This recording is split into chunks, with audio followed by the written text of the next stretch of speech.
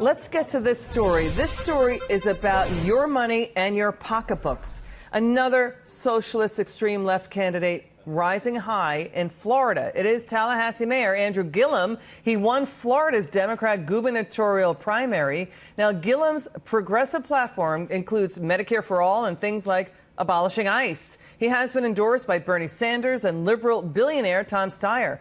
Now, Gillum will now face off against the Republican Ron DeSantis, who won that nomination there. Here's Ron DeSantis. Take a listen. He is the most liberal candidate that the Democratic Party has ever nominated in the state of Florida by a country mile in a governor's race. He wants to abolish ICE.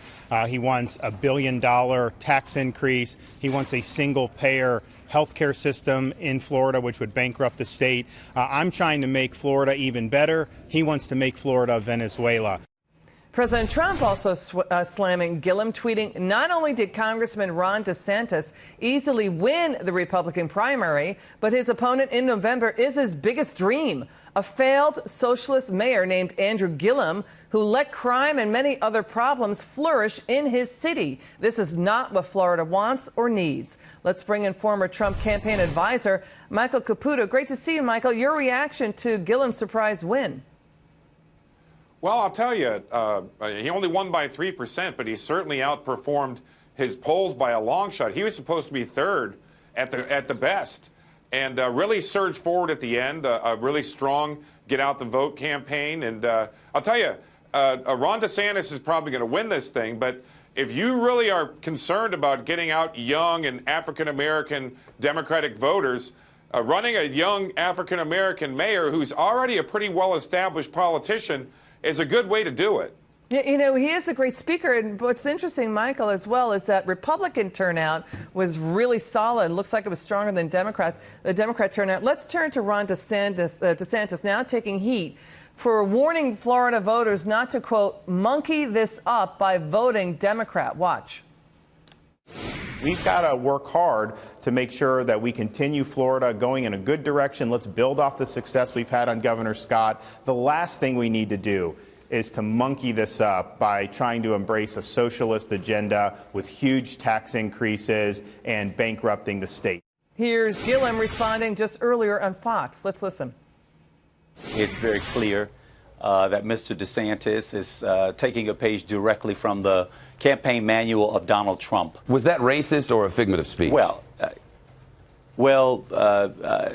in the handbook of Donald Trump, they no longer do whistle calls. They're now using full bullhorns.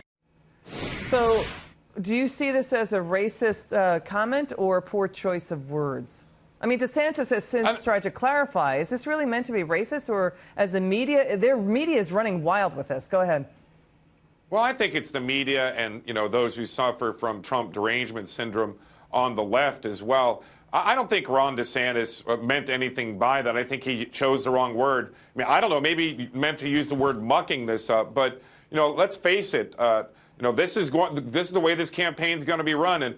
And Ron DeSantis kind of lost a battle today by misspeaking, but we know that Andrew Gillum's going to run a social, you know, kind of like left-leaning, pro-socialist campaign, and one of the first things these, you know, social justice warriors do is call out racism, even where it doesn't exist. Yeah, I don't have any issues with what Ron DeSantis said. I believe he came out quickly and tried to clean that up, but he might want to do a little more.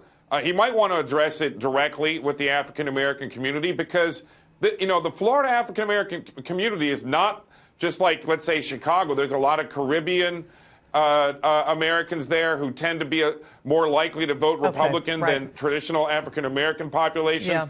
He can actually compete for some of those votes. And here's the so thing, he might you know, want to do more than just say how something he could to do it. clean I it hear up. what you're saying, because we know that Florida has a lot of people who fled failed socialist regimes in Venezuela, in Cuba, in Nicaragua, throughout South America. They ain't going to like what he is touting, these policies in there. They don't want that at all. That's what the playbook we're seeing going forward.